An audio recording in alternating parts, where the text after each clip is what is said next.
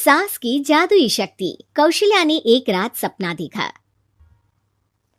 कौशल्या राजपूत, तुमने किए हैं जीवन में अच्छे अच्छे कर्म, इसलिए अब से जब तुम चाहो गायब हो सकती हो, जिसके लिए तुमको सिर्फ चुटकी बजानी होगी और चुटकी बजाते ही तुम गायब।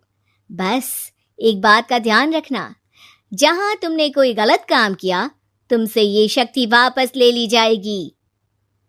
कौशल्या की नींद टूट जाती है। ये कैसा सपना था? गायब हो जाऊंगी मतलब? हे भगवान, कंबल ओढ़ के सो जाती हूँ, सपना कंबल के अंदर नहीं घुस पाएगा। कौशल्या डर के मारे कंबल ओढ़ के सो जाती है। सुबह कौशल्या मंदिर जाने लगती है। अरे बहू, जल्दी चल, भिखारियों को खाना भी तो खिलाना है।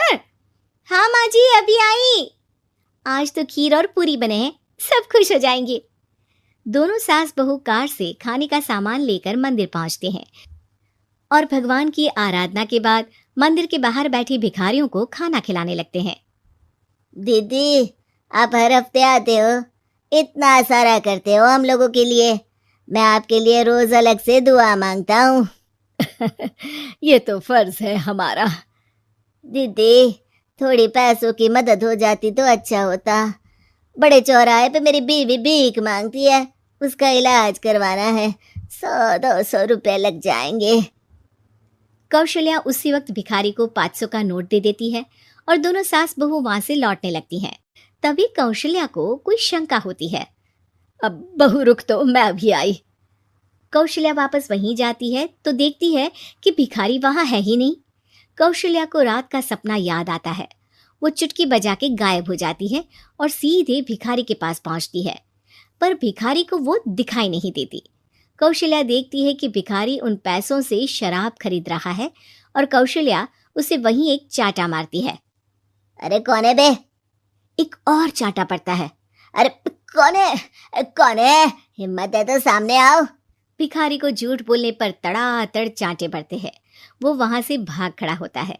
कौशल्या चुटकी बजा के वापस बहू के पास आ जाती है और मन ही मन सोचती है, ऐसे तो मैं कितने गलत काम रोक सकती हूँ, कितनी ताकतवर हूँ मैं, किसी को पता भी नहीं चलेगा। सासू माँ, आप क्या सोच रही हो? अब कुछ नहीं, कुछ भी तो नहीं। ठीक है, मुझे ना थोड़े पैसों की जरूरत थी।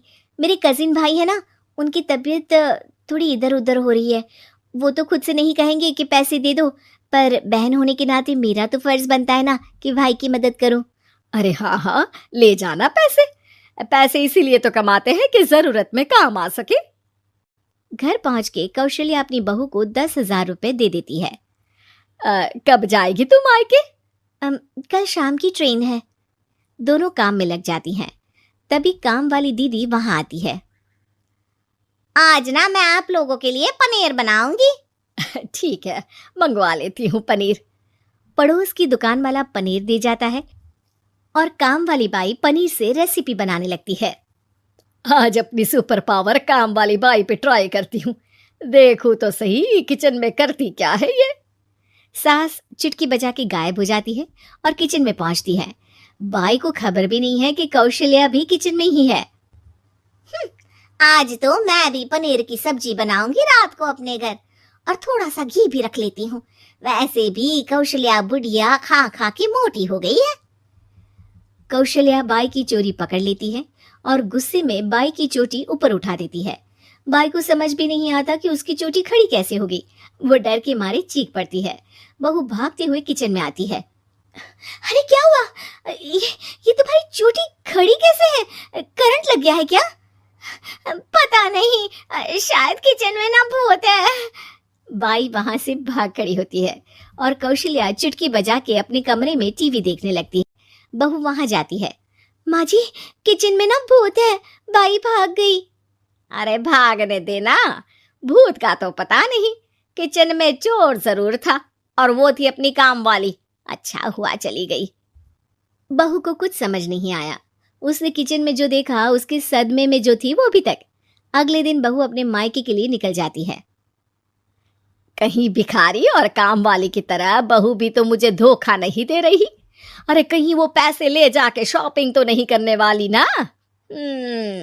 अभी पता लगाती हूँ। मुझसे कुछ छिपा है भला? जैसे भगवान सब देख रहा है वैसे ही मैं भी सब देख रही हूँ। सास को अपनी शक्ति पर घमंड आ गया था। वो अब अच्छे काम करने की जगह अपनी शक्ति का इस्तेमाल खुद का शक मिटाने के लिए कर रही थी। वो चुटकी बजाते ही बहू के मायके चली जाती है। भैया, आपने बताया क्यों नहीं कि इतनी तबीयत खराब है? अरे तेरी सास बूढ़ी हो गई है, इतना भला काम करती है, उनकी मदद कौन करता है? यहाँ तो और भी लोग हैं ना। भैया, मेरे पास कुछ पैसे हैं, आप दूसरे डॉक्टर को दिखा दीजिए ना।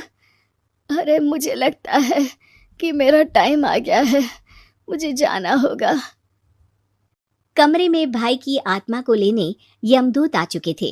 कौशल्या भले ही किसी को नहीं दिख रही थी, पर यमदूत ने उसे देख लिया। यही आत्मा है शायद, परछाई दिख रही है, पहले ही तैयार खड़ी है। अरे आप कौन हो? यमराज का नाम सुना है? हैं? आप यमराज हो क्या? नहीं, हम उनके यहाँ जॉब करते हैं, आत्मा उठा के ले जाते हैं डिलीवरी वाले। चलो अब तुम्हारा टाइम पूरा हो गया।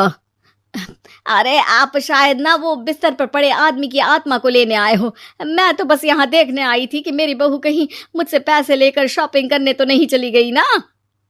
मतलब तुम्हारे पास शक्ति है गायब होने वाली? हाँ। तुम ऐसे तुच्छ काम में उपयोग कर रही हो ऐसी दिव्य शक्ति का।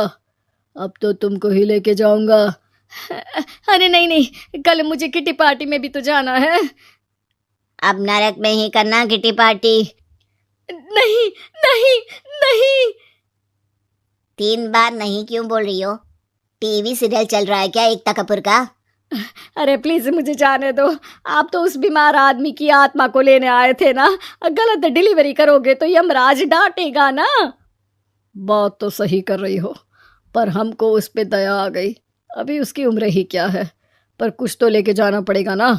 एक काम करो, अपनी शक्ति दे दो, गायब होने वाली है। अरे क्यों?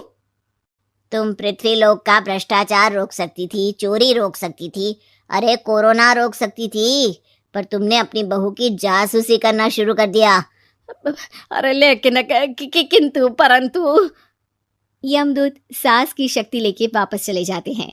कौशल्या की परछाई हवा से नीचे गिरती है और जमीन पे आते आते कौशल्या का शरीर सामने आ जाता है। अरे लग गई, कितने ऊपर से फेंका। माँ जी, आप यहाँ ऊपर से कैसे गिरी? अरे समधन जी, आप अचानक कमरे में। सब घबरा जाते हैं। सास बहू को सारी बात बता देती है। ये लो आपके 10,000 रुपये। आपको मुझ पे इतना भी भरोसा नहीं है? अरे बहन, मुझे दर्द नहीं हो रहा है, अब अचानक से सब अच्छा होने लगा है। अरे तो फिर बिस्तर से उठ जाओ और मुझे लेटने दो, गिरी हूं ऊपर से तो पूरा बदन दुख रहा है। भाई को तो यमदूत ठीक करके जाते हैं, पर कौशल्या देवी दर्द के मारे बिस्तर पर आ जाती हैं।